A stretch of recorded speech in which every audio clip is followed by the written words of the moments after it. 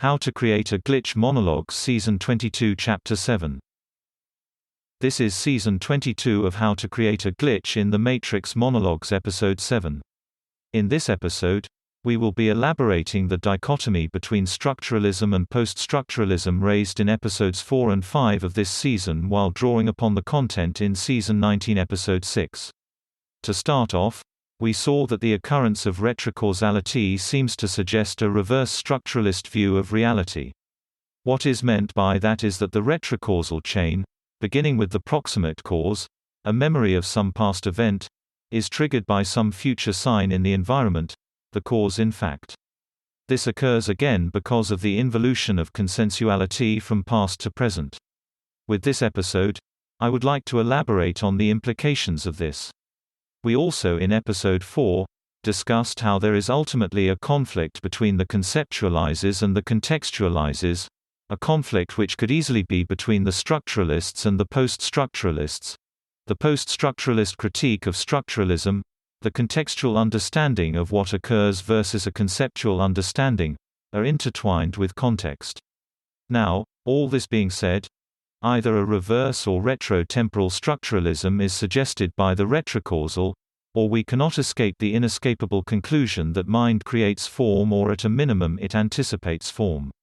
Either the cause in fact was always there to be seen, in which case the mind sees into the future, or it wasn't, and mind generates form.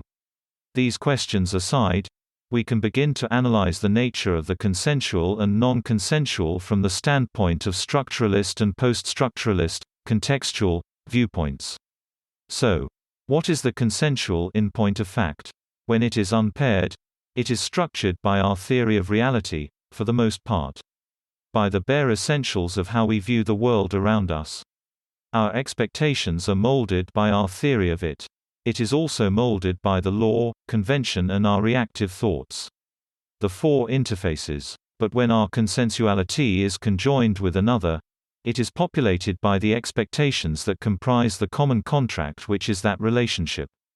The tonic-dominant relationship, as the basic building block of conjoining, tells us that our level of social tension will be modulated by that partner, regardless of whether they are present or not, so long as the contract is observed.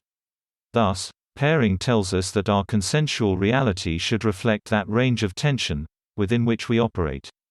Conjoined consensualities are structured by the pairing of our thoughts, which preserve in us a certain expectation of behavior.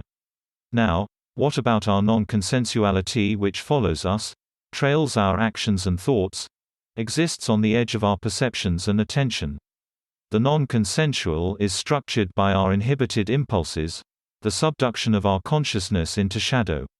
We manifest our non-consensuality in the people around us. Sometimes at the edge of our perception, but, when our consensuality contracts, sometimes more proximately.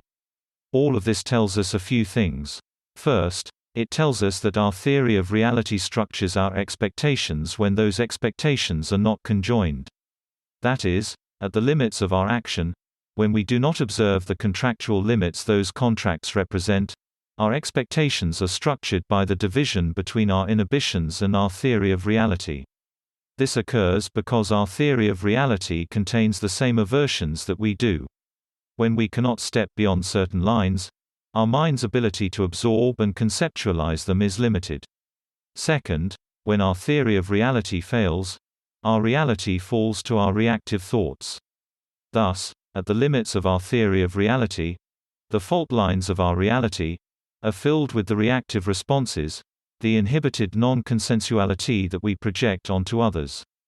Thus, consensuality fails at the limits of our theory of reality.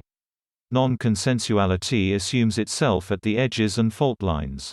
Now, in Season 19 Episode 6, we talk about ways of extending your consensuality. We discussed how in moments of distraction, when your awareness of your environment fades, it is in those moments you are usually approached by a stranger. The reason given was that in these moments, your self-consciousness is lost, you cease to judge yourself. Judgment being what limits your consensuality.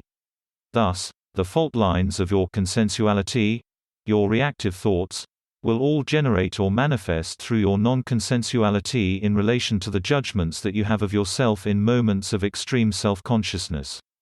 In losing that self-consciousness, you enable others to enter your reality. In gaining it, others' participation is made manifest according to your self-judgments. Going back to structuralism, retrocausality, the above tells us that the content of your retrocausal chains will be frequently tied to the thoughts of your non-consensual or inhibited shadow self. It also tells us that structuralism describes the consensual, the non-consensual being your manifested shadow self, your reactive thoughts made manifest. It is almost as if there is an event horizon at the edge of our consensuality, the limits of our attention. Before consensual becomes non-consensual, judgment becomes release. It is a place of true manifestation, the subduction of our shadow self, the ring around a solar eclipse. It is where we become gods. That's the end of the podcast for today. If you enjoyed it, please like, comment, and subscribe.